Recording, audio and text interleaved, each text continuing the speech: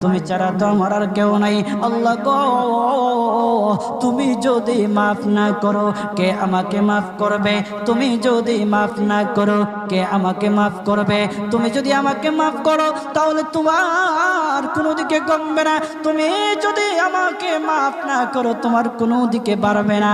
আল্লাহ গো, তুমি আমাকে মাফ করে দাও। সারাটা জীবন অন্যায় কাজ করেছি, সারাটা জীবন নাফরমানি করেছি, আমার কাছে কালেমার দাওয়াত কম আসে নাই, আমার কাছে কালেমার দাওয়াত কম আসে নাই, আমাকে লোকেরা কম বোঝায় নাই। ওগো আল্লাহ, তুমি আমাকে মাফ করে দাও।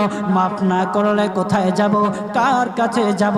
বাবা যখন মারে তখন মার কাছে আশ্রয় নেওয়া যায়, মা যখন প্রহার করে তখন বাবার কাছে আশ্রয় নেওয়া যায়, বাবা মা যখন প্রহার করে তখন দুনিয়ার কারো না কারো কাছে আশ্রয় নেওয়া যায়। ওগো